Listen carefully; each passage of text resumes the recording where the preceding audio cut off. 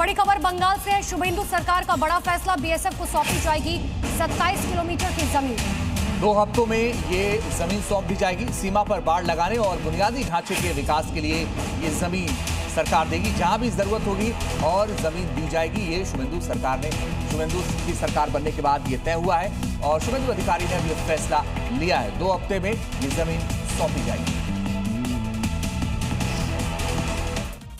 पश्चिम बंगाल में बांग्लादेश बॉर्डर से घुसपैठ बहुत ही जल्द इतिहास बनने वाली है, क्योंकि वादे के अनुसार पश्चिम बंगाल की सरकार ने बांग्लादेश बॉर्डर पर फेंसिंग के लिए जमीन सौंप दी है और बहुत जल्द बीएसएफ फेंसिंग लगाने का काम शुरू कर देगी, जिसके बाद बांग्लादेश से घुसपैठियों का आना लगभग बंद हो जाएगा।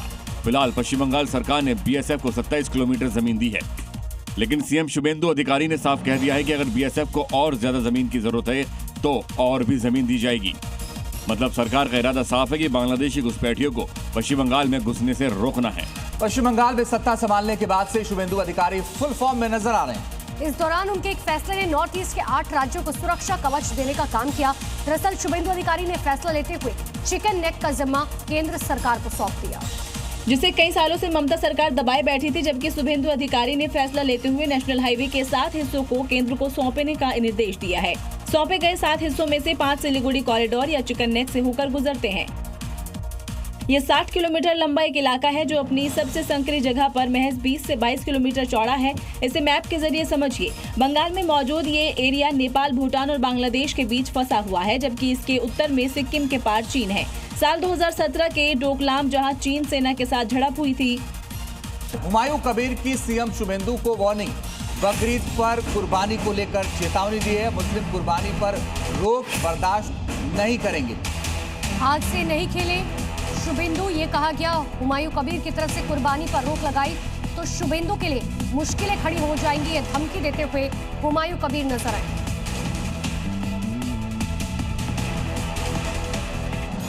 ईद पर बंगाल में बीफ के बहिष्कार और नमाज के मुद्दे पर एजेयूपी के राष्ट्रीय अध्यक्ष और विधायक हुमायूं कबीर ने शुभेंदु सरकार को बड़ी चेतावनी दी है। हुमायूं कबीर ने कहा है कि अगर सरकार कुर्बानी पर रोक लगाने की कोशिश करते हैं तो इससे उनके लिए ही मुश्किल खड़ी होंगी। मुस्लिम समुदाय किसी भी हाल में कुर्बानी के मामले में कोई समझौता नहीं करेगा। कुर्बानी तो होगा ही, कुर्बानी कोई मना करेगा वो भी नहीं सुनेगा। हालांकि परिजादा तोहा सिद्दीकी ने गायों के बजाय बकरियों या अन्य जानवरों की कुर्बानी देने का सुझाव दिया था। यूपी की तर्ज पर पश्चिम बंगाल में भी बकरीद पर गाय की कुर्बानी पर रोक लगा दी गई है। बांग्लादेश के कट्टरपंथी इसके बाद बिलबिला उठे हैं। इसे बंगाल के मुस्लिमों के साथ उत्पीड़न बता रखे हैं। इस फैसले के खिलाफ वो ढाका की सड़कों पर प्रदर्शन करने के लिए उतर गए।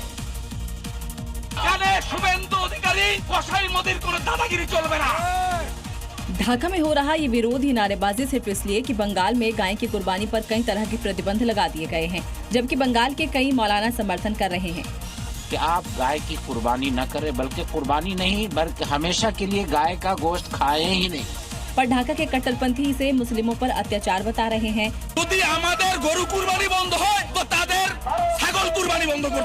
बैनर और पोस्टर लिए सैकड़ों की संख्या में उतरे इन जिहादियों ने ढाका में मौजूद भारतीय दूतावास का घेराव किया। जंग लड़ने की गीदड़ भभकी तक दे डाली। और अब देखिए क्राइम से जुड़ी 5 बड़ी खबरें। पंजाब के फाजिलका में पुलिस ने 3 युवकों को गिरफ्तार कर उनके पास से एक जिंदा हैंड ग्रेनेड बरामद किया। जलालाबाद के रहने वाले आरोपी किसी बड़ी वारदात को अंजाम देने की फिराक में थे। कोर्ट ने तीनों को 3 दिन के पुलिस रिमांड पर भेजा। यूपी के झांसी में लक्ष्मी नर्सिंग होम के संचालक पर शादी का झांसा देकर दुष्कर्म का केस दर्ज हुआ है। पीड़िता का आरोप है कि विरोध करने पर आरोपी ने उसे बेरहमी से पीटा और जबरन गर्भपात करा दिया। केस दर्ज होने के बाद पीड़ित ने धमकी देने का आरोप दर्ज कराया है। यूपी के कुशीनगर में विवाहिता से मिलने पहुंचे युवक और महिला को पेड़ से बांधकर बेरहमी से पीटा गया, जिसके बाद जबरन मांग भरवाई गई।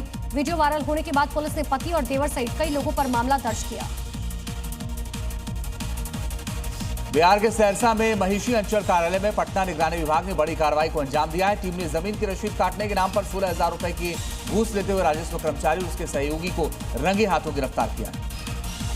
झारखंड के धनबाद में आजसू और राम रहीम सेना के समर्थकों के बीच झड़प हो गई, जिसमें फायरिंग तक की गई। बवाल के बाद अस्पताल में इलाज करा रहा घायल आजसू नेता पुलिस कस्टडी से बचकर अपने समर्थकों के साथ बाइक पर फरार हो गया।